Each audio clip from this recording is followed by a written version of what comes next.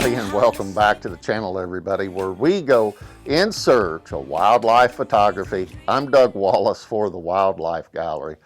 Say, have we all been lied to, intentionally misled, or do people just unintentionally omit some things from their videos that they put out here on YouTube?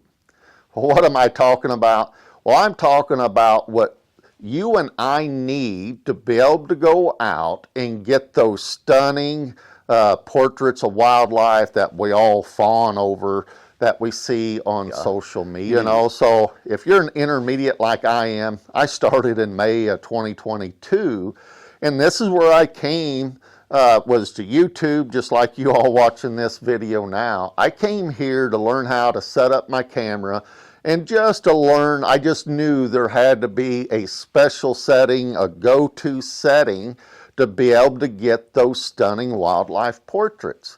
And some people confirm that when I watched their videos, you know, that, hey, I had to have at least 1/1000th of a second to be able to get some action shots and be able to freeze that action.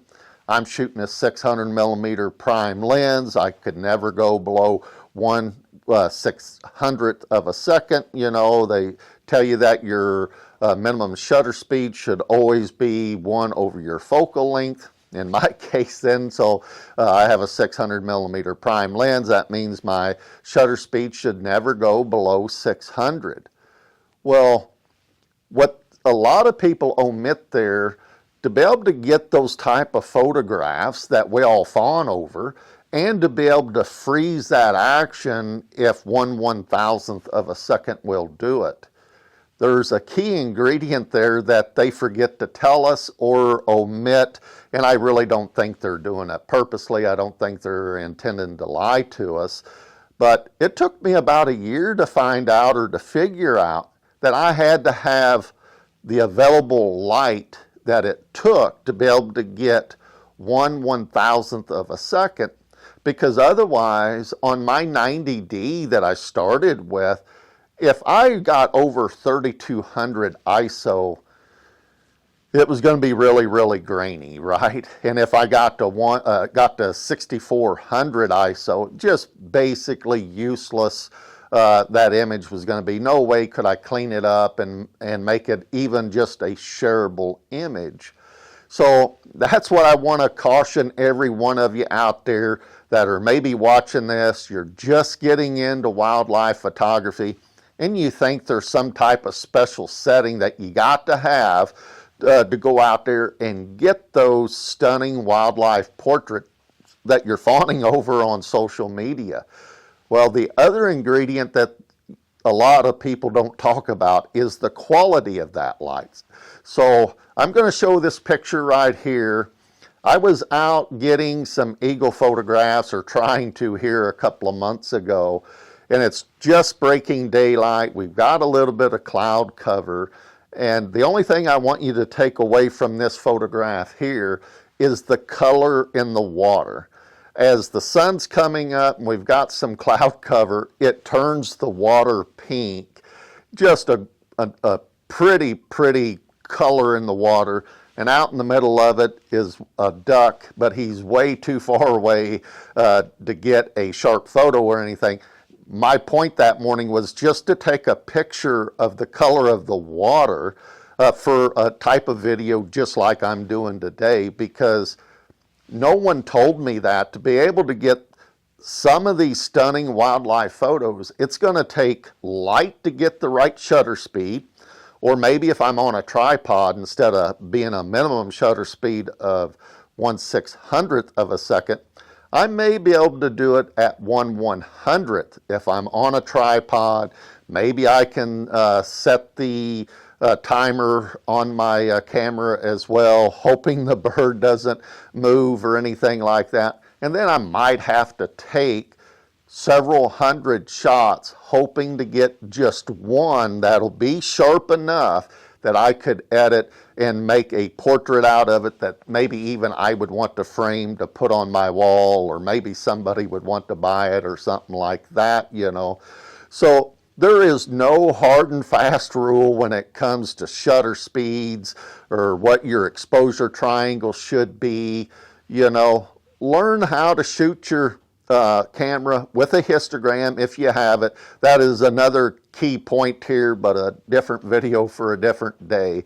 Today, I just want to drive home the point that there's no magic setting, and every setting that you use to get the perfect exposure triangle is going to require the right amount of light that you need to be able to get that. And then the quality of light is going to just dictate how stunning that image could be with all the colors and stuff in it.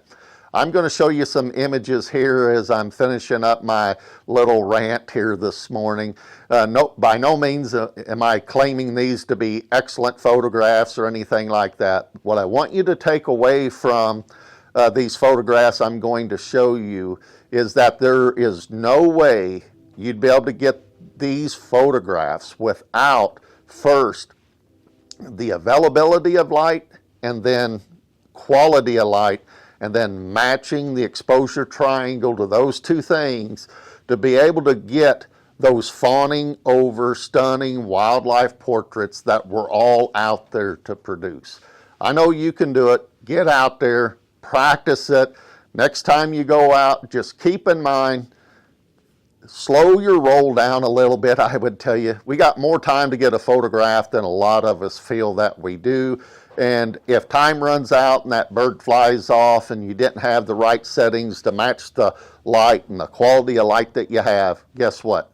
It wasn't going to be a very good photograph anyways. That was another thing that was hard for me to learn, is that I would be in such a hurry just to hit the shutter button that I would not pay attention to my settings or anything. I'd get home, plug that SD card in, and then just look at how crappy these were. And I'm like, what is going on? Why are my photos so crappy and all these other people seem to be having stunning, fawning over wildlife portraits? Well, it took me a while for the light bulb to go off in my head.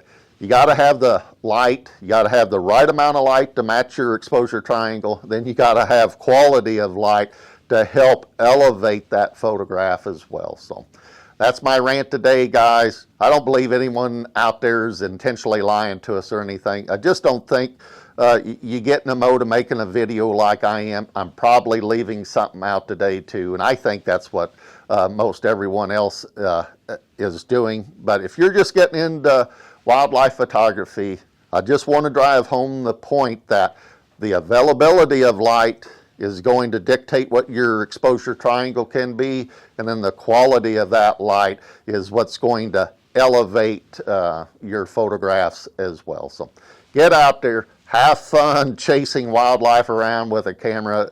I wish I'd have got into it 20 plus years ago or more. It's just like hunting to me. I'm just using a camera to do it. But get out there, be safe while you're doing it as well with whatever camera gear you choose to do it with, because I'm positive somebody at home would like to see you again. Like, share, and subscribe if you would, please. I'll catch you all on the next video.